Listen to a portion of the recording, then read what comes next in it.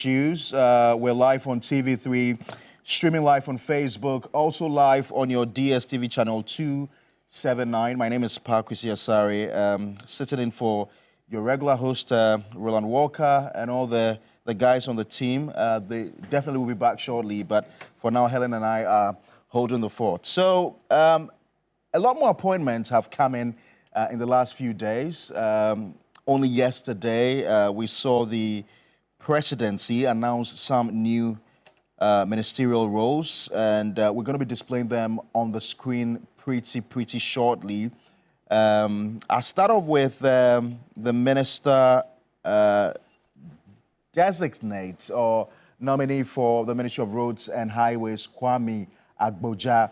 I'm sure for a lot of you who've been following parliamentary proceedings, you know that Kwame Governs Agboja was part of the leadership of the National Democratic Congress, the then Minority Caucus, and also now the Majority Caucus. He's now going to the Ministry of Roads and Highways. The Honorable Haruna Idrisu has been nominated for the Education Ministry. Haruna Idrisu is obviously now a colossus in politics, especially in the National Democratic Congress. I recall as far back as the 2000s when he occupied the national organizer position of the National Democratic Congress, transitioned from that to become communications minister under John Mills, later became trade and industry minister, became labor relations minister, and now has been tipped for the position of education minister. For the Ministry of Gender and Children and Social Protection, we've got Agnes Na-Momo-Late. Agnes Na-Momo-Late, she's been tipped for the Ministry of Gender, Children and Social Protection. Na-Momo-Late. Some more, Jifa Gomashi, you do recall her. She also held a deputy ministerial position in the SWAM administration between 2012 and 2016. She's now going to the Tourism, Culture and Creative Arts Ministry. George Opari Ado, he was the National Youth Organizer, I think. He's been nominated for the Ministry of Youth Development and Empowerment. For a lot of you who are mixing this up with the Ministry of Youth and Sports, I'm sorry to disappoint you. This is not the Ministry of Youth and Sports. It's a new creation by the John Mahama administration when he sort of consolidated, or if you like, trimmed down the ministries from 30 to 23. This is a new creation. It's a Ministry of Youth, Development and Empowerment.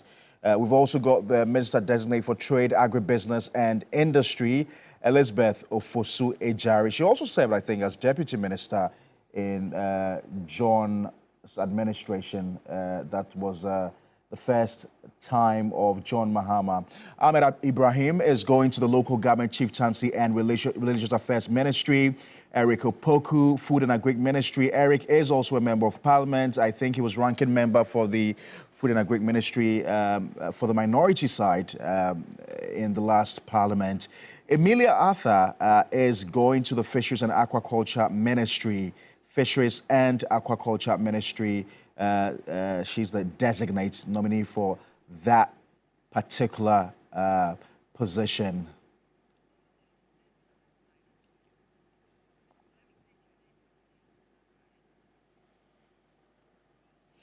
All right, so those are the new announcements that was made yesterday coming in from the presidency. And I think later in the evening, somewhere around 8 p.m. or so, we also saw that appointment of Sami Jamefi, the National Communications Officer of the National Democratic Congress, going to actually acting as the CEO or Managing Director of the PMMC, is also to see to the establishment of the Gold Board. So His Excellency John Dramani Mahama has stated emphatically that he will not go beyond 60 ministers. 60 ministers, that's the maximum. And so far, he's made 25 appointments with 35 more to go. Yeah, so we know that he's brought down the ministries from 30 to 23. And so we've got 11 outstanding ministries, the Health Ministry, Defense Ministry, Interior Ministry, Foreign Affairs, Transport, Sports and Recreation, Lands and Natural Resources, Communication, Digital Technology and Innovation Ministry, Environment, Science and Technology Ministry, Works and Housing and Water Resources Ministry, Labor, Jobs and Employment Ministry. So these are the outstanding ministries. We've got what? In excess of 180 ministers in Parliament, 60 to be appointed cabinet ministers. And so you can imagine the jostling for positions, it's going to be massive. So with regards to the regional ministers, of course, we've got 16 regions as of now. 13 have been named. So there's an outstanding 3, the Bono region, the Bono East, and the Upper West region. Those are the 3 outstanding regions. And so you perhaps could begin lobbying for your favorite person to become the new Bono region minister or the Bono East minister or the Upper West region minister. All right, so we're back in studio now. I am going to be introducing my guest to you this morning. So I'll start off from my immediate right. Fad Usman, he's a member of the New Patriotic Party National Communications Team. Fad, good morning to you. It's good to see you. Edwin Ebo Bokman is Senior Communicator with the Movement for Change. And I must say that Edwin Ebo Bokman was my economics lecturer at Ghana National College between, I think, 2001 to 2004. Yes, 2001 to 2004. Welcome, Ebo. Good to see you. Good to see you. Yes, he taught me economics very, very well. I've also got Kwame Jantua, who's a private legal practitioner and a member of the Convention People's Party.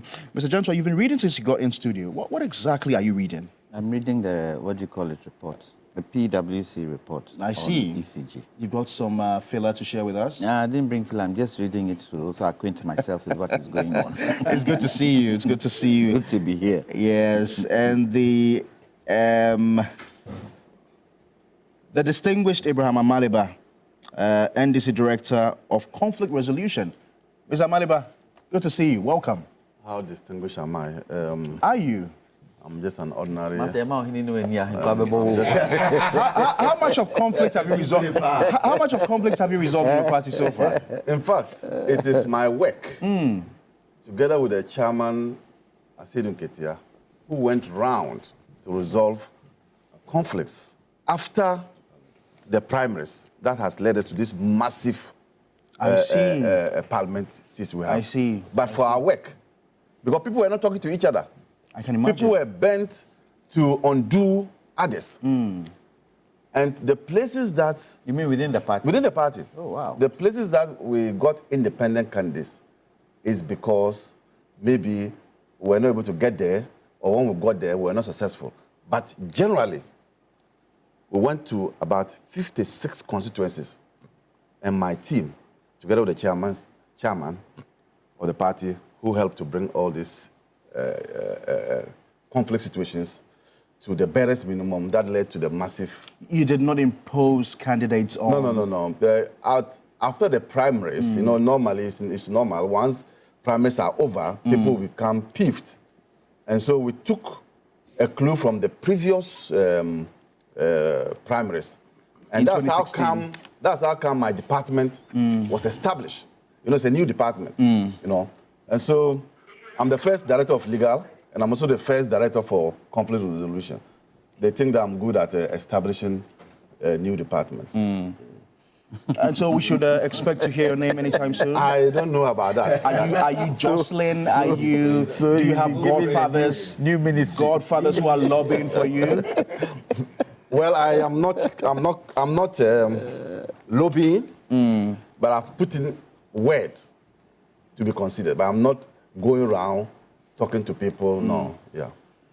All right. We wish you all the best. His words will speak for him. 2,000 applications so far. So he wants to put in a word to people. And I'm saying his word and his works. Okay. Word and works will speak for him. Will speak for him. Okay. So let's start off with the new ministerial nominations that came in yesterday. I'll start off with, Dr. Maliba, I'll start with you. You surprised with some of the names coming up? No. So let me say good morning to your viewers and to my colleagues on the panel. Good morning. With this type of appointments, it's clear you can see that the president went for experience rather than experimentation. Because when you look at the background of all of them, except maybe one or two people, they are people who have excelled in their previous positions.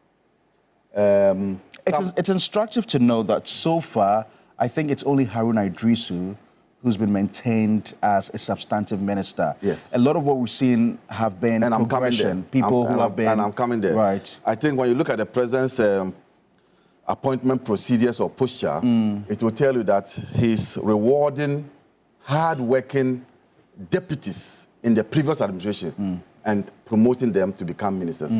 However, Haruna is an exception to that preposition. Because he is going to education, you also need an experienced person who you can describe as a steady hand who can deal with the plethora of issues that we find in the education sector. Trust me, by now, Haruna will lock himself in a room for 1 week and read all the literature concerning that ministry. And when he comes out to speak, you think that is somebody who was in the ministry for the last 4 years. And that's the kind of person... Indeed. So, some of the stakeholders within the industry, I think Kofi Asare, for instance, yesterday posted, if I got his name right, that Haruna had, put a call through to him, to tell him he's coming to the ministry and was willing to, have broader consultation with them. Yeah. I know his work ethics. When he was sent to communication, people thought that he wasn't fit for that bill, but he excelled. When he went, the last ministry, Labour, you notice that the number of demonstrations on the Labour front reduced. It was at communications, he went to trade and industry. Yes. And then the last place was Labour. Yeah. And Labour is another difficult place, but we saw how he was able to steer the affairs. He's a people's person. He said he does it. And so I have christened what the president has done as going for experience and not experimentation. And don't forget that even in the lead up to the elections, the mantra was that go for experience in the form of John Mahama and not experimentation in the form of Baumia. So he's carrying out this into his appointment. Some of them have excelled in parliament. Some were former deputies who have excelled while they were deputy ministers. And so he's promoting them because that is, I think, the main aim. Then you have a few of them, and I'm now going to the deputy ministers, the regional ministers, a few of them who simply have contributed their quota to the development of the party in their various regions and know so much about the developmental needs of the region. And so those two have been made ministers for the region. So I see that we would see the reset of Ghana in our lifetime with the type of appointments being made. And I think that they are good appointments. And finally, on Sami Jemfi. Oh, Sami Jemfi, don't forget that he has worked with Cubic, I think... Exton Cubic. Yeah, yes. He was spokesperson, I do recall. So he's gotten close to the mining sector, and he knows the workings of that sector. His main aim is to develop that, to establish that gold board. And I think that he has people he has worked with who can also assist him because of his closeness to that industry. And I'm sure he will come out on top. Let me go to Mr. Jancho. Mr. Jancho, you must feel sorry for the president. He must come under a lot of pressure at this time. Good morning to our viewers. Good morning to my fellow panelists. Sorry for the president. You're not? For pressure. Yes. He's past that. I see. Yeah. President Mahama has been an assemblyman. President Mahama has been a parliamentarian. President Mahama has been a deputy minister. President Mahama has been a minister. President Mahama has been a vice president. he's been a president. He's gone into opposition. He's left opposition and is now a president. He can handle pressure. Wow. He's been through the value chain from assemblyman right up to the top. He can handle pressure. If you look at his demeanor is one of confidence. He understands what it means. And if you look at the way he's bringing his ministers out, it's even giving the vetting committee enough time to vet in groups. But they are criticizing and him. Not his party. They say he's releasing the names in bits. Let's talk about something better and stop this thought thing you're talking about. You're talking Ghana, you're talking Toto. What is Toto? He's not the one who said it, so you attack the one. I'm attacking his party. What is Toto? It's too early for attacks. What, No, what does he mean by Toto? They are saying that, John Mahama, you said you were ready to govern. Yes. You certainly should have known who your ministers were. The ministers that he's bringing, you can see the thought process in John Mahama's thinking. The thought process that is going through the ministers he is appointing. And he gives the vetting committee a chance. Enough space. Enough space to also vet. So what is this thought? Please, let's talk about something. Stop this thought thing you're talking about. Please go ahead, sir. I believe, and you see, the challenge is, so the people he's put in, like Brazil, if you haven't worked in an industry, you cannot be a minister. So if you look at the people he's put, some of them we don't know, like, is it Ado? The one for the youth guy. The youth guy. Yeah. I don't know. Yeah, him. he was National Youth Organizer. Yes. He was former DC. Okay. Yes, he was former DC. Yes, I don't know his connection to youth empowerment, but I guess he would learn. Of course, he was National Youth Organizer of the party. At this point, we don't need people who come and learn on the job. We need people who would get up and run. And the challenge is, President Mahama knows what his vision is. President Mahama knows where he wants to get to by 2028. The people he chooses, would they be able to stick to that? Are you excited about the youthful face we're seeing? I am saying, for me, the excitement is that he has foxed all of us by not going for the old guard. By not going for the old guard. We know who the old guard are. Haruna is part of the old guard. Well, he's taking one or two of them, but he has the new faces in there. Whether they will be able to stick with him and run with him and see their position as service and not personal interest is where the question is. It is fresh now. It looks okay now.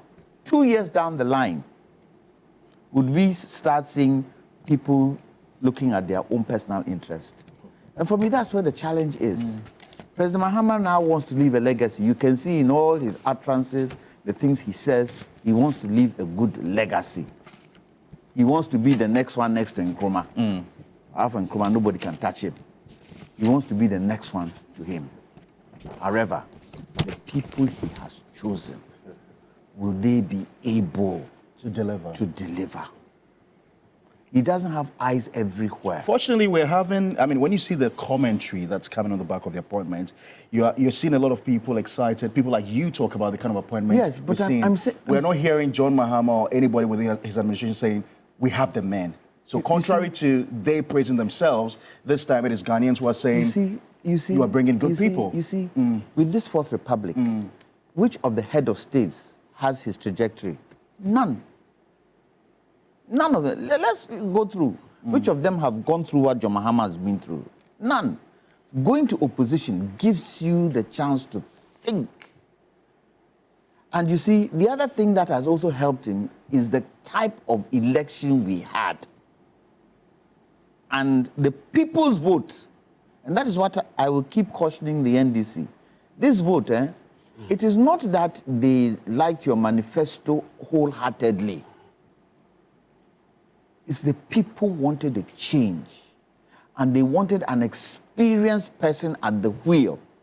And they saw John Mahama, compared to Nana Akufo-Addo, to be better. Nana Akufo-Addo was not on the ticket. Irrespective. This election was between John Mahama and Nana Akufo-Addo's tenure. Unfortunately, his vice president didn't want to be part of his tenure.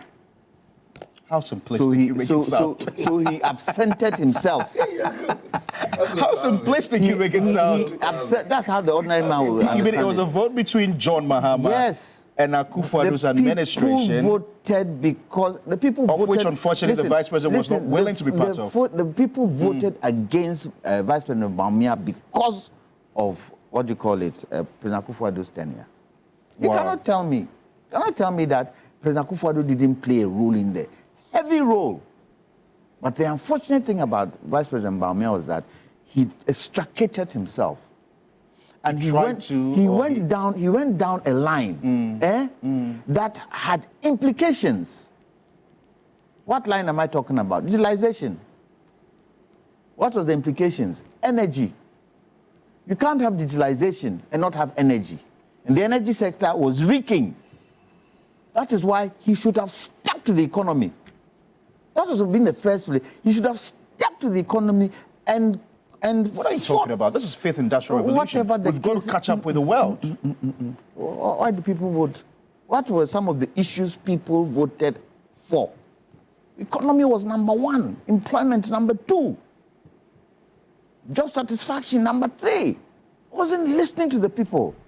And unfortunately, MP people like Fad were coming to sit on platforms and supporting and clapping.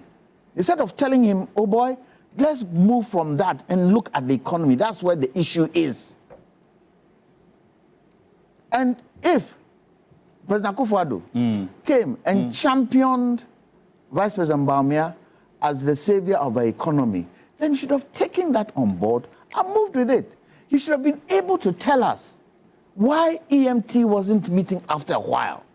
You should have been able to tell us the challenges he had with Ofori-Atta as finance minister. Let it loose bare. And people will begin to see that Vice President Bawumia is serious. Look. But you know, we don't have that kind of politics of principle. He should create it. We don't have it in our system. He should create it the way he created the, what do you call it, when he was conceding. Although I have a challenge there, because he is not the person to announce results. The fact that your party has done its own calculation about the vote and realized that you are not going to win, you've got to wait for the elected institution to say it. However, the elected institution too was doing what? Was delaying. And he did a good thing, although there are question marks because of what I've just said. He did a good thing by declaring. It kind of diffused any tension. So on that score, he did well. Wasn't that innovative? Wasn't that innovative? That bit he came and conceded based on their calculation. Wasn't that innovative? And you're trying to tell me that he couldn't have done what I'm suggesting, that he should have been able to talk more on the economy. Okay, I'll come back to you. For people to understand. You're delving into other matters. I'll come back to you. Abu Bokman, let me hear you out on this. Yeah, let me say good morning to our viewers, and also I've already said good morning to you all. You said something that Mr. Jantua disagreed. You mentioned the issue of pressure. Being under pressure and allowing the pressure to affect you, they are two different things. You can be under pressure and still have a way to manage the situation. Certainly, if you consider the numbers, I mean, the expectations within the party, and the fact that the president promised 60 ministers, certainly there will be a kind of pressure under which the president will find himself. The point is that the president cannot go beyond 60, so he would have to deal with the pressure in a way that will not also affect the party, because a lot of people have expectations and they would want to also, have some kind of stake in his government, and so certainly there will be that kind of pressure. But for me, he said 60 in 14 days. This is the 10th day. We have four more days to go. And so far, we've got to be patient with him. Yes, so far, I believe his appointment, except that I don't know some of them, but then largely his appointments have been the kind of appointment that one would consider as, if you like, the best team to put together. You are describing as... Yes, that's what I see. I want to believe he's very careful and he's being meticulous about it, because whether you like it or not, Ghanaians have given this president, whether you describe it a privilege or opportunity that no other person or no other president has ever had in this country. We said that about Akufo-Addo in 2016. Nkrumah had. No, in the Fourth Republic. In this republic. I thought. But we said that about Akufo-Addo in 2016. No, the kind of. This privilege or this opportunity of losing an election and coming back. Okay. I've always said this.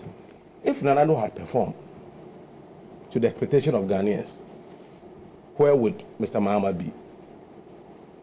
So all things have worked together for his good. And so this opportunity is gotten from Ghanaians should be managed in such a way that when all is said and done, he'll be able to leave the scene, as Mr. Joanto said, as either the second best after Nkrumah, and if care is not taken, it could also be the second worst after Nanado. So he has to be careful in the way he manages things, because to whom much is given, Much is expected. those of us who were in Legon Hall, that is our motto. So I see him being careful in the way he's handling things. It is not just about the number 60 or within 14 days. It goes beyond that. It's also about the quality of the people he's putting together, and also the fact that those who have been considered, they should also be mindful. It should never be lost on them that there are other people who could have been given that kind of appointment, but the president decided to go with you to be part of his team. And you don't have to also disappoint the president after he's appointed you. He has appointed you, don't disappoint him. And I see that if you look at the appointment so far, if you look at Haruna Iddrisu, for example, I mean, since his name was mentioned, everybody is talking about him. Of course, I mean, he's somebody that has proven to be, one, competent, intelligent, and also has shown experience wherever he's found himself, whether a leader in parliament or a minister. I believe, I have no doubt that with the kind of experience he's had, with the kind of competence he has, he will be able to navigate, this complex maze of issues and challenges in the education ministry. It's a very tough ministry anyway. It's very broad, it's very deep, and so I expect him with a kind of it's human relation is par excellence. He's a people's person. I mean that one you can't take it away from him. No, but don't forget he's a communicator. That's his profession. Yes, and so He's good at it. yes, and so in that ministry, if you lack that qualities, you will suffer, because you would have to engage in a lot of negotiations. You have to, there are a lot of issues that will come up that your personal relationship or interpersonal relationship or human relationship will be able to, stand in for you. I see him, I foresee him succeeding in that ministry. But my major concern, Parkway, I'm biased when it comes to the issue of production. I'm a production biased person. I have always said that if this economy will stand, if government will be able to fix the economy, if the government will be able to create employment, and Mr. President, let me say this. This is not the time to give Ghanaian youth hope. This is the time to give them jobs. we gave them hope prior to the elections. And this time, they need jobs. And the only way to give them jobs is to focus on production, focus on investing heavily in the productive sectors of the economy. And that is why whoever is going to handle the agri-ministry and also the lady who has the trade, agribusiness and industry, there should be special collaboration between the finance minister and these two ministries in particular, because that was missing in the last government. In the last government, there was a missing link between the finance ministry, the trade ministry, and the agric ministry. Things were being done haphazardly to the extent that a ministry will send budget and the finance minister will decide to spend more money on the biggest hole and the most expensive hole in Ghana than one district, one factory.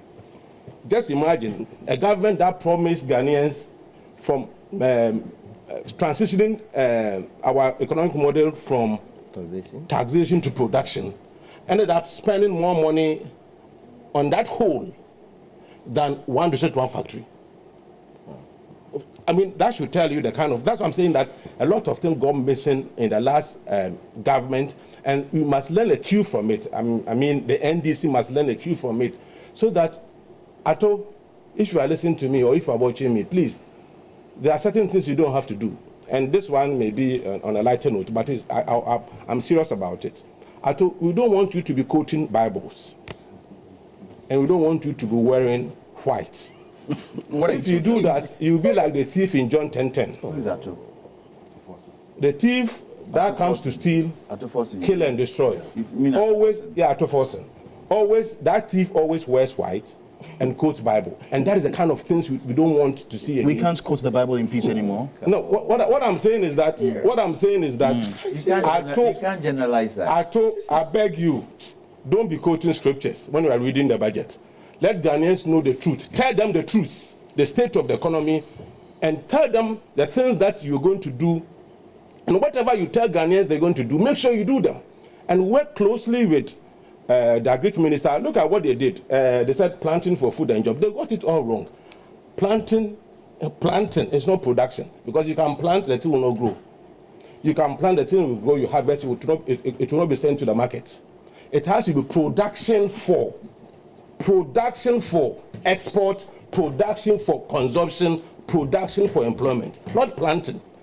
We can still maintain the P, but let's change it from planting to production. And that is what I would say. Fad, don't worry, I'm between my brother. Please come in, my brother. I'm not worried. Thank you very much. Let me use the opportunity to say good morning to our viewers, and very importantly to our online viewers. Our online viewers, they are very interesting category of viewers. Yeah. Last week I had some comments that was sent to me by a colleague, and I think it's all good. We decide, we agree, sometimes disagree.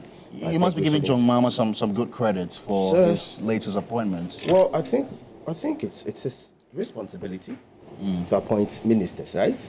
So in doing so, what credit do we have to give him? And as my brother even indicated in his submission, there was a promise in his 120-day social contract that in 14 days, all his cabinet ministers will be named, right? We still have some few days to go. So let's wait and see. 21st January is the last day. 21st January is the last day. All right, so let's see what's going to happen. And then I think so far, with appointments so far from Ato Forsen, that's the finance minister, all the way to what we've seen so far, I think it's good. It's early days. That's what I would say, early days. I wouldn't come here to pinpoint anybody among that list and say that he's not qualified to be there. I think they all qualify, they are competent, and we wish them well. That's what I'll tell Ghanaians this morning. And also, I think one area I'm much concerned is the youth development and empowerment. Right, that's where the National Youth Organizer of the NDC, Opariado. Well, he did very well with his National Youth Organizership.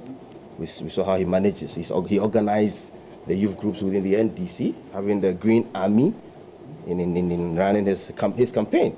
I believe certainly he's going to also use this opportunity to empower them. I think it's very, very important. They're all Ghanaians. He's going to use the opportunity to empower them. And also to another person, that's Honorable Ahmed Ibrahim. That's the MP for Banda. I'm from the Blue region. So certainly if there is an appointment coming to the Blue region, at least I need to also appreciate it and acknowledge it. Ahmed Ibrahim I've known him since 2008. He's a very great guy, and I know how he works, and I know sometimes beyond politics, I know his work ethics, how serious he comes when he has an assignment to execute. I see him to also come up with some good things in the local government ministry.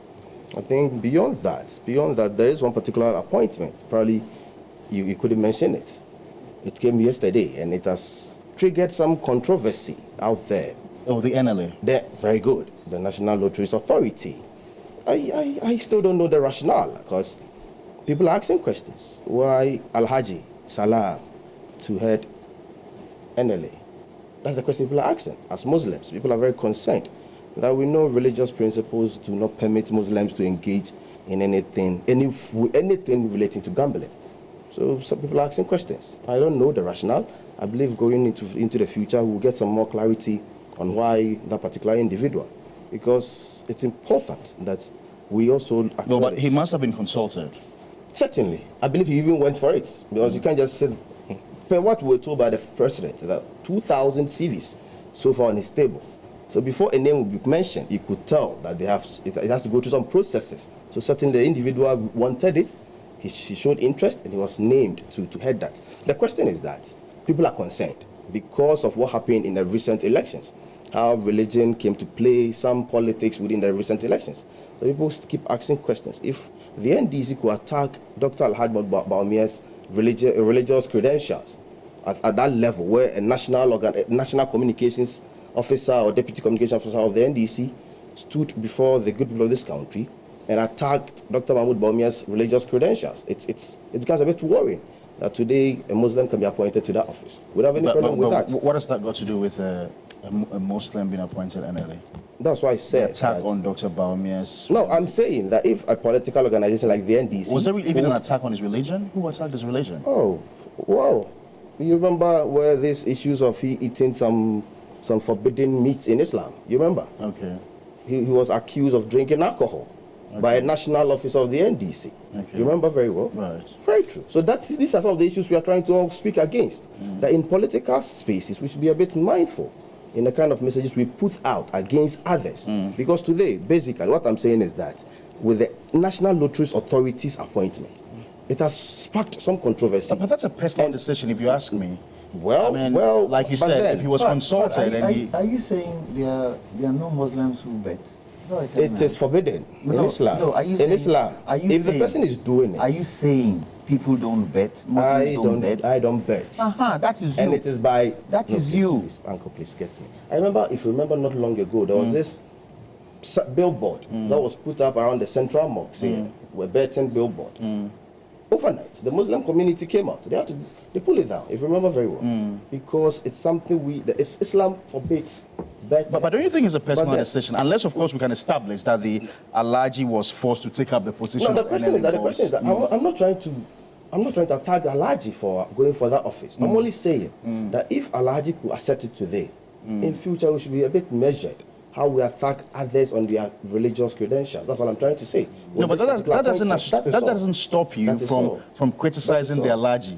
I'm not criticizing Alhaji he belongs, he's a Muslim. That is his religious beliefs. Yes, so it's a personal decision. Just like Uncle asked me that, am I saying that some Muslims do not partake in betting? I will not sit here and say categorically that I believe all Muslims do not partake in betting. I know some people do. We are not perfect. We are human beings. We have our weaknesses, right? So certainly we'll be engaging in some immoral act that we will have to come back and seek forgiveness from our Creator, right? But I'm only saying that if we can attack Dr. Alhaji Bawumia's religious credentials on political front, we should be a bit measured in that particular regard, in that politics of attacking people based on religion. Because this appointment, I'm telling you, if you go to the Muslim communities, people are asking questions. Why NLA? Why a Muslim at NLA? That's the question I just wanted to put across. And also further on other appointments like the education minister, Honorable Harun Idrisu, we were told, probably the information we gathered was that he was looking for defense ministry. Unfortunately, in the wisdom of John Dramani Mahama, he decided to give him the education ministry. Well, it's called. We were told. You mean gossip?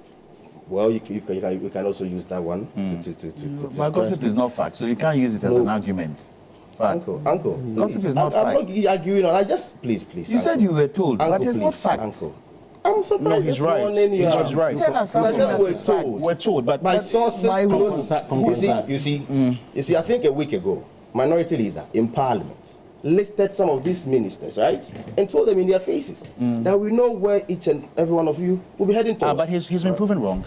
At least with a list, we've seen some Yeah, of so them. the minority No, leader we've and seen what he some of said could them. not have been gospel. Exactly. We've said some of we've What's seen his some of them source? going You cannot there. speak authoritatively on what the I'm saying is minority that- leader has said. Show us the paper. I think that's what he's saying. That I think. unless, of course, okay, if, go ahead. If you allow All right. me, you'll okay, get my sure. point. All right. So, Uncle, what I'm basically saying is that we were told by some sources close to the president that Harry Idrisu was looking for defense ministry. Which sources? Unfortunately, he had education, Which a very sources? good ministry. Yesterday, I had information that, you see, apart from the finance ministry, one of the difficult ministries to manage is the education ministry. And I believe with the caliber of President Harry Idrisu is, he'll be able to manage it, being a former NUCS president. He understands the student front very well. He will know how to he knows certainly the needs of students. And I'm very sure that he will be able to come up with some policies and some programs in dealing with the challenges we face within our education sector. I'm very sure he'll be able to do that. And also with, I think, the Minister for Agric, that's Eric Opoku. Very, very well. I think it's good appointment. Why? Because in the past, Honorable Eric Opoku made some statements, especially in relations to the cocoa prices and what have you. I think he going there to be good. Cocoa farmers can now hold him to account that he made some statements in the past that the NPP government was cheating the cocoa farmers. They were to pay them more, but we decided to pay them a certain price. So now he going there. I believe certain cocoa farmers are very happy. And if you know any cocoa farmer, you can call and find out. As last night, I called some friends who are into cocoa farming. They told me that we are very happy. Eric Opoku is coming because he promised. Is it cocoa farmers in the NPP? Ghanaian cocoa farmers. Okay. Ghanaian cocoa farmers. They are very happy. Eric Opoku is coming because he told them in the past that we were cheating them. And they were to pay them more, but they would decide to pay them less. He coming, I'm very sure he's going to pay them more. So cocoa farmers are very happy this morning. And if you're a cocoa farmer out there, just work hard because there will be new prices, higher increase in your cocoa prices. I think that's an area I wanted to draw our viewers' attention to. And also, I've already spoken on the Eric Opariado's appointment. And I think the last one will be the Techiman South MP. That's Elizabeth, what's the name? Ejare. I believe she was previously she was the deputy minister. She was for a deputy tourism. minister for yeah, tourism. she's a very hardworking woman. I'm from Winti, Techiman. I know her very well. A very hardworking woman. She took the Techiman South. Another minister. No, She was? a deputy minister. I thought she was a deputy minister. Jare was a minister, and then deputy was Jifa. Oh, okay. For tourism. Yes. Oh, okay. Okay, so that makes it she and Haruna now. Oh, okay. I thought. Okay, very good. You see, she came to win the parliamentary seat in Techiman North. She was able to keep it, and you could tell with her activities in the Techiman North constituency, which shares boundaries 20. I know what she has been able to do over this period of 5 years, and I think she will be doing more to help her people and also serve the good people of this country. Okay. I believe with the appointment, as I indicated, we are still in the early days. We cannot hold them to their competence. Their competence will be determined with time, and we look forward to that time where we'll be back here to also look at what they'll be doing, the policies they'll be rolling out.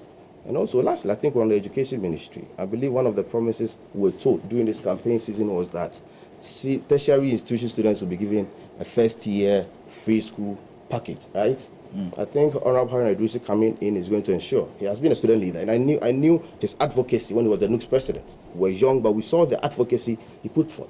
I believe he will be ensuring that with his first policy being put in place, he's going to ensure that all tertiary institutions across the country, first-year students will get that free. I think there's this no stress-free or something like that. They'll put it in place for our younger ones to also enjoy that free tertiary first-year school.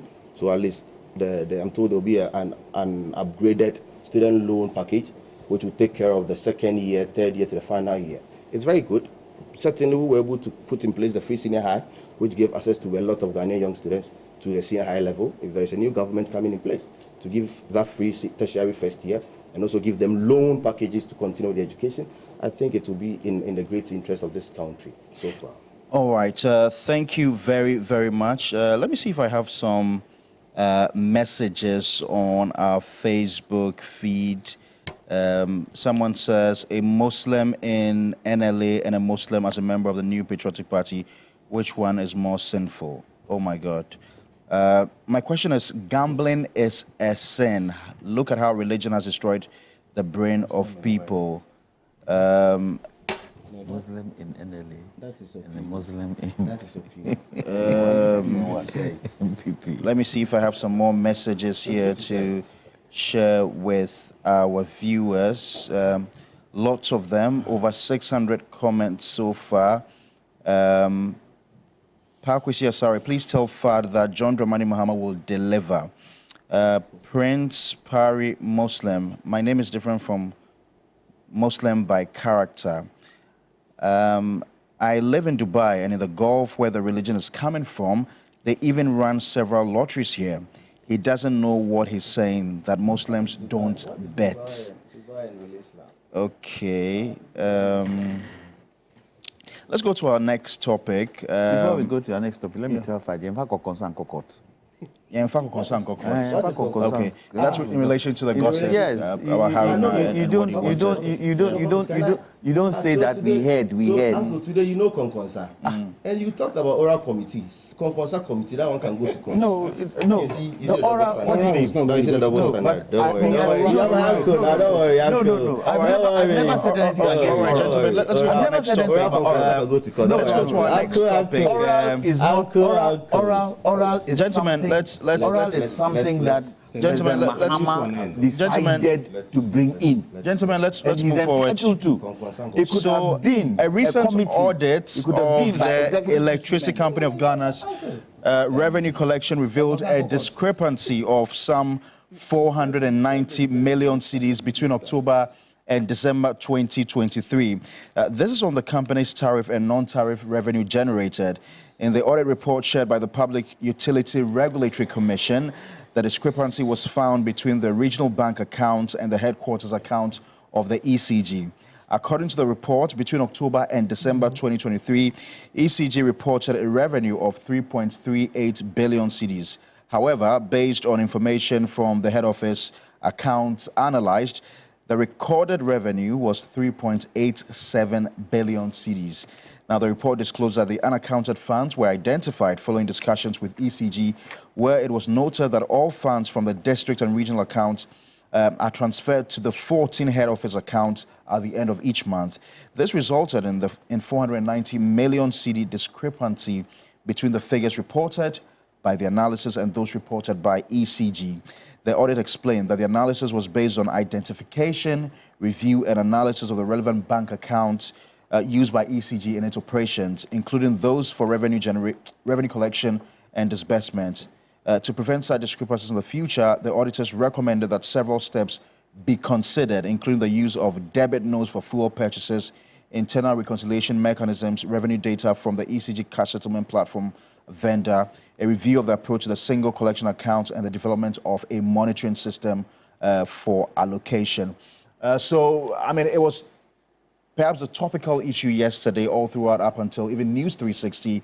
But prior to that, we had heard the former managing director of the ECG, Dubik Mahama, speaking to this audit by KPMG. He did allude to the issue of under-declaration, but said there was nothing illegal about it. Mr. Amaliba, let me take your thoughts on this. You've got 5 minutes. I need to manage this time, very, very well. 5 minutes for you, sir. Well, the discrepancy you are talking about is also what some people have termed as under-declaration, which means that some monies that were supposed to go into the ECG account were not deposited or could not be found.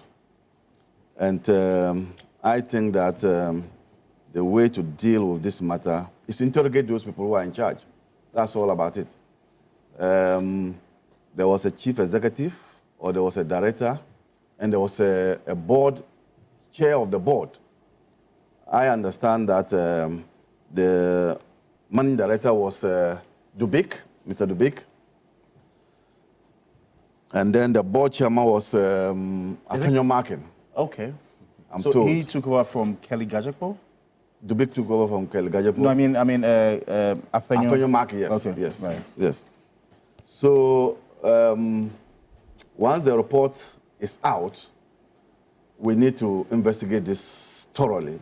I also heard Mr. Dubik ask the question that since when has under-declaration become an offense? And I was wondering which law tells him that under-declaration is not an offense? Because in taxation, if you under-declare, it's an offense. So, for example, if you import goods into the country and you under-declare the value of the goods, it's an offense. You know?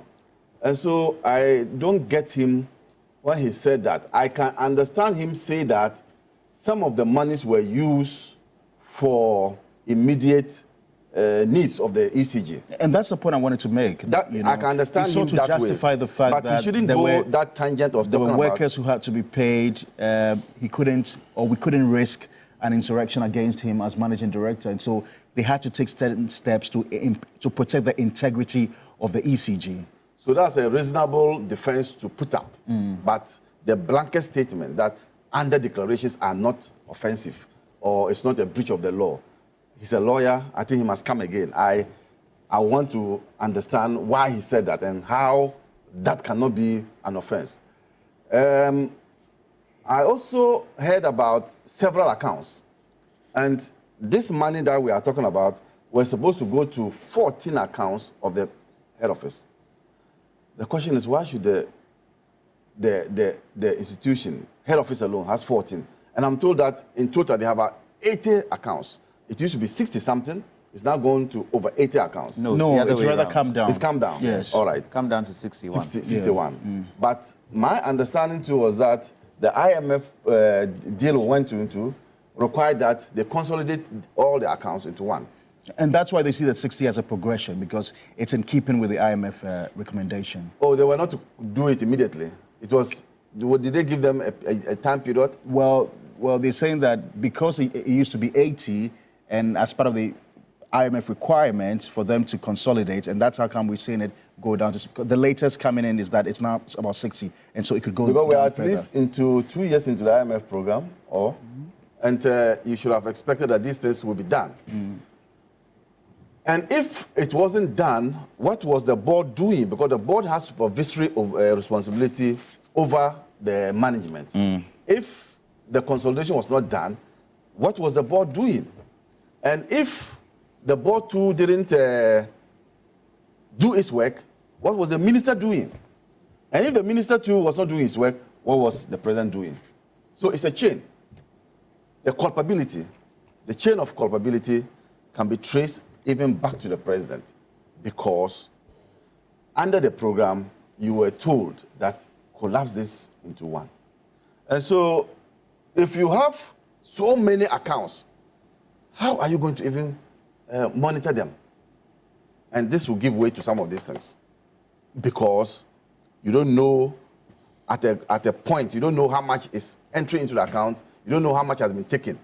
You must wait for, say, a period of, say, 1 month, 2 months, to receive bank statements, to do your reconciliation. And so I think that when they said that they should collapse them into one account, it was to nip in the bud this type of discrepancy that we saw. And so this is a straightforward matter. Let those who are responsible, invited, and then let them provide answers. This cannot go without being questioned. Right. Mr. Janto, let me hear you. Does the cash waterfall that this PwC report is on, is it able to cover the cost of ECG? I don't think so. That's the first question. I don't think so. And that was one of the justifications to make. Look. We shouldn't just jump and say, hey, wait. Let's go into the nitty-gritties and find out. The cash waterfall that was supposed, the ECG was supposed to also benefit from, does it cover their cost? From what I understand, ECG needs 600 million per month. But the IPPs also need to be paid. They need to be paid. But if they need to be paid, ECG, that is the distributor, also needs the money to be able to distribute the electricity. There's more to it. So the ECG on its own can take a decision? I'm not saying that is right. But that's what has happened. But we should have been able to know, what does it take to run ECG? How are we financing ECG? Has that question been answered in the report? Has it been answered in the report? And when you look at even salaries and wages of ECG, it's huge, it's phenomenal. Maintenance of ECG, periodic maintenance of ECG, does Cash Waterfall cover it? So when the IMF come and tell us, collapse your accounts you have, did they find out the reason why ECG had those accounts? What the reason was for? Have they told us? For me, more introspection should go into ECG operations. I think the Auditor General, if I'm not mistaken, should also go in and help Ghanaians understand some of the things in this report. Because there's more to it. Let me ask you, why did Dubik resign? Do you know? Why did Dubik resign? Do you know? I'm asking the question. Well, you can share with us if you know. Why did he resign? You tell us. There was government pressure. There was government pressure for him to do things that he didn't want to do. Is that part of the gossip? It's not gossip. Fact. It's just that, he can't come out and say it. Some of us know what went on. Some of us know what went on. Let me ask you, is it ECG's responsibility to buy fuel? No. Were they buying fuel or they weren't buying fuel? They were. Who ordered them to buy the fuel? Who ordered them to buy the fuel? Was it the minister? Look, when things happen, Ghanaians shouldn't just jump and say, yes, they are faulty. Let's dive deeper, ask the right questions, and get the right answers. Yes, ECG at this particular moment, for quite some time now, over governments, hasn't been able to deliver what Ghanaians expect. So, has anybody asked the question, why isn't ECG able to collect revenue? So you find nothing wrong with the under-declaration? Is that what you're saying? It is against the law. Even if you say it's not against the law, it's against ECG laws. It's misrepresentation. But you want us to understand the justification for that. Remember, this CWM is not statutory. It was a directive from the presidency. It was an agreement between stakeholders that this would happen. What law supports... And a directive from the presidency. The directive from the presidency, is it law? Is it an executive instrument? The fact that it's a directive from the president, is it law? I'm not saying they did the right thing by undervaluing. That's not what I'm saying. The point I'm making is that there's a chain, as AB rightly said, there's a chain of command within the situation of ECG. And you think Dubik on his own, Somotu, could he have taken that decision? No. Couldn't have taken that decision. No way. No way. The distributor of electricity in the country and you, MD, you have the rights? No. No. The power came from somewhere. The power came from somewhere. It is not as easy as you're making it out to be. Abel, let me hear you. But let's check this thing. Well, yesterday I heard it moved from 60 to 84. No. Check. No. It rather came down. Okay, so we'll check it. Before he comes in, when ECG purchased power, what did they purchase it in? Dollars. Exactly. How are they paid? In CDs. Exchange rate differential. Doesn't it affect their Abel has said line? that time and again. So. Hasn't it said their bottom line? That's why I'm saying let's delve deeper, get the right thing compared to what PwC has done, and let's see how we put the company forward. Mr. Bagman, let me hear you. Yeah. PwC. You see, if you don't take care, we'll always be coming here to talk about ECG. Because the problem has been recurring. We solve one problem, the next day another problem emerges. And as Mr. Jantua ended, the issue has been that ECG is buying in dollars, selling in cedis. And even the cedis that he's selling is not able to recover. If ECG should sell in cedis and even recover all, and we experience depreciation of our currency, ECG will still be in trouble. So the issue of ECG goes beyond ECG. I hope you get the argument I'm making. Stabilization of the city. Because it's keeping the cedi stable and low relative to the dollar. It's not the doing of the ECG boss. It's not the mandate of the ECG boss. And it plays pivotal role in affecting their operations. And so I think the way forward, I believe that we should allow private participation in the way ECG. But where? Maybe distribution, distribution area.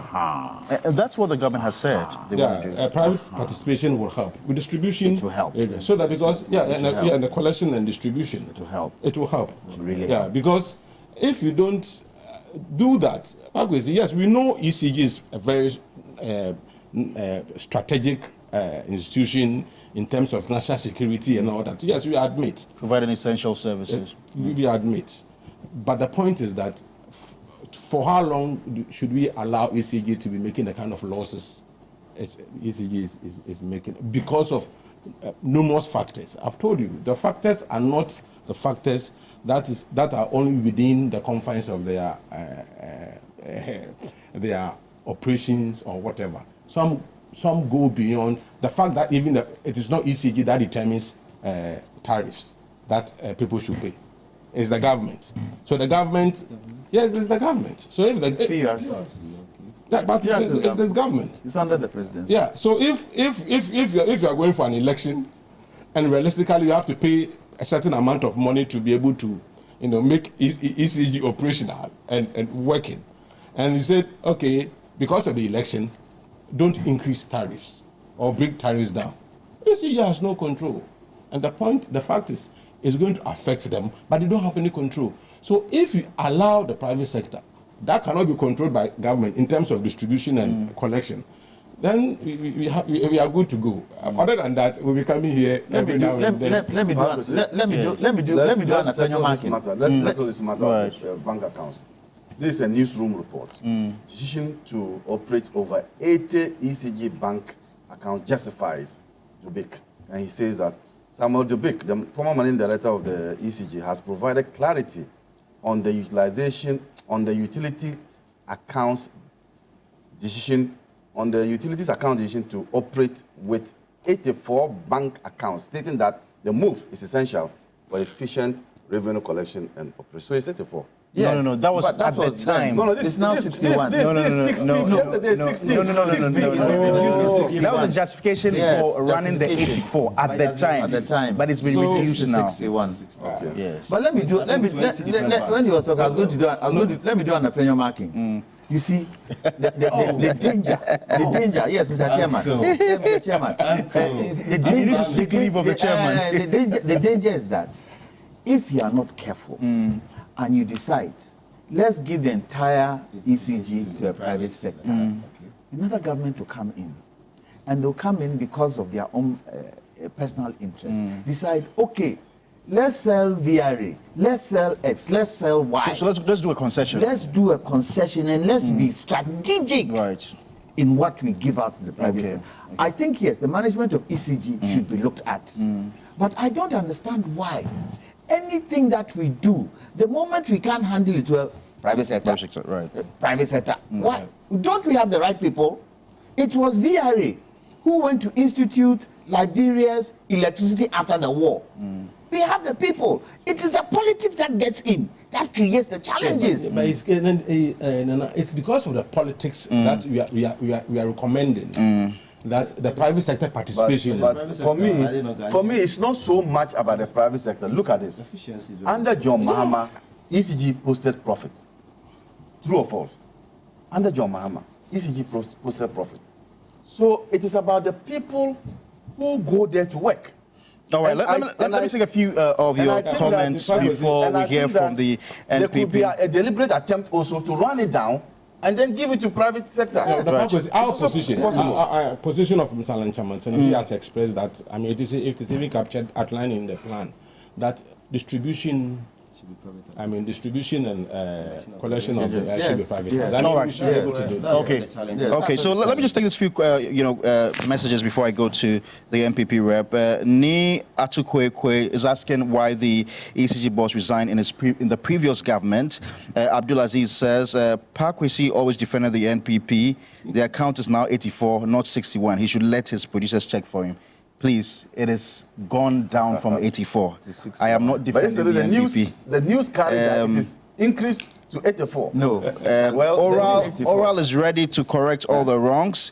Kojoto says when the host asked a question which affects when the host was asked a question which affects the NPP, he's unable to answer. However, the ones that benefit the NPP, he's quick to answer. Hey, so I'm NPP. Elsewhere, I'm NDC. Okay, that's fine. Please, you are doing your job.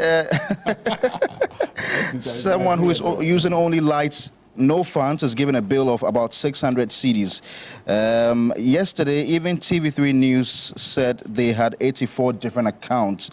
That's a 10 o'clock evening news. The inefficiencies in the work of the ECG has become huge, so much so that ECG issues a meter to a user and it takes a year or more before they can capture the meter for billing, and immediately they bill a customer for a year utility consumed. They expect the customer to pay the entire bill within 14 days. I am happy Honorable Haruna Idrisu called Kofi Asare of EduWatch after his nomination to seek for their support. This shows how ready he is for the job. And let me take this final one. Final one says, good morning. Please tell the NPP man over there that Mahama is not like a Kufuado who rushed giving appointments anyhow. Mahama is a man of wisdom. He thinks before he gives appointments. Anyway, thank you. Thank you for that. Let me hear from you. All right, thank you very much. I think what is important with ECG's operations, there have been some suggestions, and I think we have to take a second look at how ECG has been operating. Practically, from what I have even observed, in my area, I live around the Adenta area there, I have a colleague who has a meter with his name on it, yet if you go to the ECG system, there is another person using that same meter around me. So you can tell the distribution system, the challenges we've been talking about all these years. So if you have an organization that is running at a loss of 30% in terms of costs, it's very difficult to get all those monies back. So certainly they will need to use some of these accounts to make up for those losses. So I think in solving the problem, like my uncle indicated, we should look deeper into the reports and ascertain what necessitated all these accounts and all these monies that's the discrepancies of over, I think, 490 million Ghana cedis. Huge. I'm sure that if we take our time to look into it deeper, conduct a proper forensic audit into understanding where these monies went, a certain clear picture will be made to the people of this country. But we are living in a situation where I think one of your message that you read, that ORA is coming to make everything clear to the people. We've created the atmosphere that every government institution or any money that we can't account for probably ended in some politician's pockets. That's the perception we've created. So very, very difficult to sometimes speak on these matters. I heard the former MD yesterday giving justifications on why all these accounts are necessary and why some of these monies were made out of the final payments to also look out for salaries, other costs that they incur in the organization. There's no problem with that. But what is important at this particular moment is that let's take a second look at the operations of ECG. Let's see how best we can improve upon the efficiency, because you cannot have an institution like ECG and making that losses every year in terms of the end user. Power is being generated, just sell out power and pick money, and yet you're making losses. It's a very difficult thing to explain to anybody with any reasonable person. Find it very difficult to appreciate this explanation. You've been given the power, just sell it and get back money. How is it difficult? Yet there are inefficiencies. Staffs of ECG, I'll take away the politics, staff of ECGs engage in all these illegal systems out there, illegal meters out there. Where do they come from? Is it the politician up there? Is the staff down there?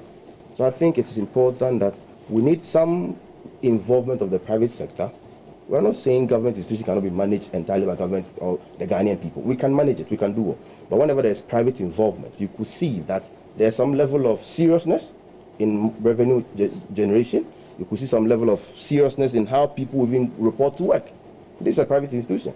When it's 6 a.m., but we still need the government involvement. We still need government because ECG is very strategic institution. You can't put it entirely in the hands of a private institution. You can't do that. Yes. You wake up one morning and they threaten you that we're going to off the whole country. And what are they going to do? You're likely to lose jobs. You get the point. Tariff increases. Certainly. You know. But then what is important is I think we should look at the final end consumer, where the money comes from. If ECG can put in place measures, there have been a series of measures, going digital, buy from online systems. Some time ago, we were even told that if you buy from the online portal, the money goes into somebody's private accounts. Remember that story, where some 4 stars of ECG were even sacked on that story. So clearly tell you that even with the trying to improve efficiency in revenue generation. And HAPTEL too. What is the role of the HAPTEL? People actually raised issues about even the development of an app and whether or not ECG had to develop an app for payment, and that they could easily have collaborated with any of the telcos, to do a short code instead of wasting money on building an app. I don't think so. And people also making money out of HAPTEL. If you have any issues with that, there's a Conconsa committee running. You can submit a Conconsa information to them and they will take it up. But what I'm saying is that let's take a second look at just wrap up for me on this ECG and see how best we can improve upon its efficiency because the waste has been too much. Right. And waste. I'll take wrap-up comments. No, hold on. I'll take wrap-up comments from all of you. But Kojo Chumboafo says, "Good morning, Parkwesi. The problems with ECG has everything to do with corruption and inefficiencies within its operations, rather more than it has to do with the rise and fall of the cedi to dollar." So that's a bit of a different opinion, So he says rather more than it has to do with the rise and fall of the cedi to dollar ratios. Aside the imported fuel component. The imported fuel component, the water from the Akonsombo Dam and the free gas from Jubilee is not priced in dollars. In terms of collection, most people prepay and service fees are removed arbitrarily, charged without the knowledge of the consumer. Their app never works, and every year meters are changed so that some oligarch makes serious money. How can they be efficient? If our parents bequeathed each of us ECG as an inheritance, will 490 million cedis be unaccounted for in 3 months? That's Kojo Chumboafo there with his views on ECG. I'll take wrap-up comments from you, 1 minute each. Mr. Maliba, so I think that broadly, there's a consensus among everybody on this table that ECG requires some level of private sector participation, which your government has hinted about. So a concession arrangement could work to enhance and ensure some efficiency. So you must be looking at this. Otherwise, we're still going to have these challenges within ECG and the resets might not really reset. Well, I don't believe in total privatization. We did a similar thing with Ghana Water. And that's why they're calling for a concession. Aqua Vitens. But they were performing badly. I have said that it's a human being, and I think that's Chumboafo has also said something about that. But I'm saying that it's a human being because if under Mahama you made profits, how come that you are making losses? So is it the caliber of people you put there, or there is some contrived and an attempt by people to run it down so that they can do the privatization that you are talking about? So we need to understand that you can have a public, wholly public-owned institution and make profits. In this country, we saw Graphic Corporation, purely government, make profit. Merchant Bank. Merchant Bank was there too, yes. Also made profit.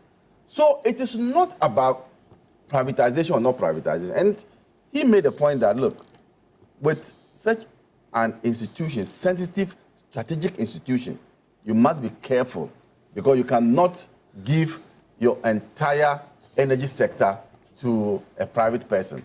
Then you'll be lying down with your legs outside, isn't it? So let's look at the people we send there. Let's strengthen also supervision.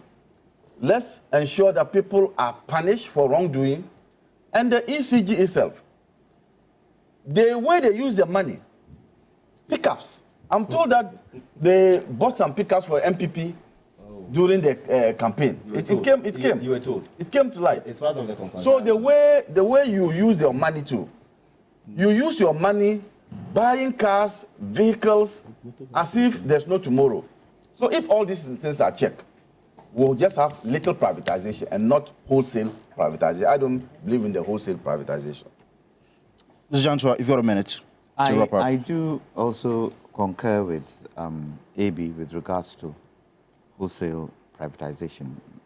I think we should look at those strategic areas where ECG is not being able to handle, and it's more on the revenue and collection side. And if we strengthen the management. But, you know, this particular report, I haven't read through all, but it doesn't even talk about some of the programs ECG is doing. ECG has a program, ECG Transformation Project, which has got to do with ongoing strategic interventions, which started in September 2023. And some of the areas they look at, key strategic interventions, enhanced power up, loss reduction management program, claims project, DT metering project. And remember, when Dr. Matthew Poku Prempeh became Minister of Energy, he cancelled all meters that were to be imported. There are 3 companies in this country today that are assembling meters. Anybody who was interested in providing meters had to go to these 3 companies. What did that do? It helped local content. It helped us to not get all these political meters where politicians go out and bring the meters in and subsume what ECG is supposed to do.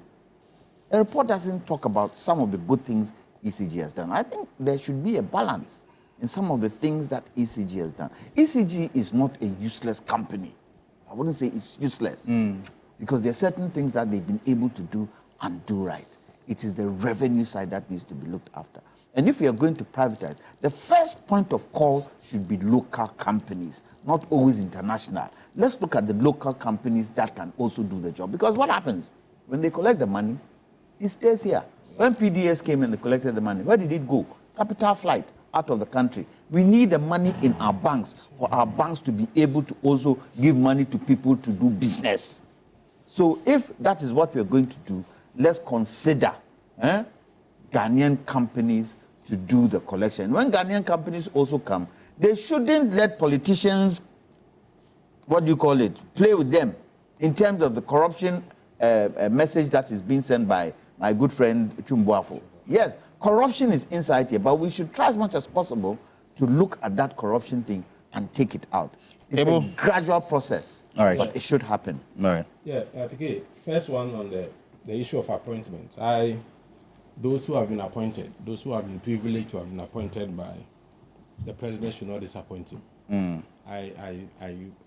It's something that we all need to be concerned about, because whether the president will succeed or not, no matter how good he is, if he doesn't have a good team, people who are committed, who are not going to be corrupt, who are going to be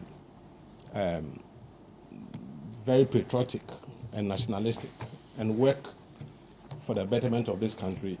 If you don't get such people, and you get people who are corrupt, people who are always thinking about what they're going to get, certainly you're not going to get anywhere. And the ECG, my position, I agree with Kojo that corruption plays a very key role in the issue. Corruption, efficiency, leakages here and there. But then the point is that if you're able to let part of it go to the private sector, it will go a long way. And also, let's deal with the issue of forex, so that there could be some stability in that sector. Forex depends on government, doesn't it? All right. Yeah. So that's what I'm saying. The government has to deal with it. Just like my senior brother, with appointments, we wish them well, and I believe I'll keep repeating this whenever I get opportunity. The new patriotic party's political fortunes are not dependent on the failure of the NDC administration. We will hold them to account. We will be a responsible opposition. And we can assure, this is what we want to tell Ghanaians. We know the NDC at this moment is enjoying goodwill from the people of this country. Let them enjoy it within these early stages. When the time comes, we'll be here to hold them to account. And also on ECG, I think it is important, moving forward, ECG needs to put in place systems and mechanisms to deal with the inefficiencies. Because these are costs to the institution. And whenever it becomes a cost, you need more money to run those costs, which you don't get anything out of. I think it has been one of the biggest challenges facing ECG all these years. With meters and what have you, I think, yeah, to a large extent, we need the local contest because in this country, one of the major challenges we face is the forex. And the forex has always been the demand for it at the end of the year, where these multinationals and international firms will have to change their cedis into dollars and take it out of the economy. This is one of the biggest challenges we've been facing all these years. And also, one area with the forex, I think the new administration should also pay much attention to. You see, every day in this country, our neighboring countries, do you know, they export monies from our economy. They come and buy the dollar and take it out of our economy through the land borders. I see. I'm telling you, True. every single day, True. the amount of dollars they buy from the economy, take it out to Nigeria, to Togo, it's huge. So I think we need to take a very good look at our black market, where I think Honorable Adongo once said, Bank of Ghana has the exchange rates, But Abochi has the dollar. We need to take a very critical look at that particular area because forex will always determine every single thing in this So why country. didn't the government take a good We look at that area? did. We Right, started. Classic we started Nima when says they the were being arrested. NPP killed Don't do this. Subsidize the dollar. Don't us, do that. just that we are not destroy the bleeding. dollar. And Shiraba says almost all the public institutions in Ghana were making profits, yet as soon as the elephants led by Nanado and Bawumia took over for 8 years, there was retrogression. Agongo says ECG did not know how to chop money carelessly. It's MPP and Akufo-Addo who taught them how to do it. Hey, everything now is everything. Henaya Loro says, morning to you all and to my brother Maliba. Where is the former president's V8 now? I agree with suggestions that it be kept in a museum for historic reference. Which president? I'm sure it's about the chair. Yes. We are only talking about ECG because they are making losses. What about VRA? Are they also not a distribution company in the northern sector? Thank you very much for your comments. Lots of them, I'm afraid I can't read all. But thank you very much to Netco is very important. thank you very much to my guest. Yes. I really do appreciate your coming. To you, Mr. Jantwa, Edwin Bockman as well, and also to Abraham Amaliba, who represents the National Democratic Congress, and Fad Osman, who is the NPP Communications Team member. Thank you, gentlemen, for your time. I do appreciate your coming. There's more coming up on New Day with Helen Ampofu.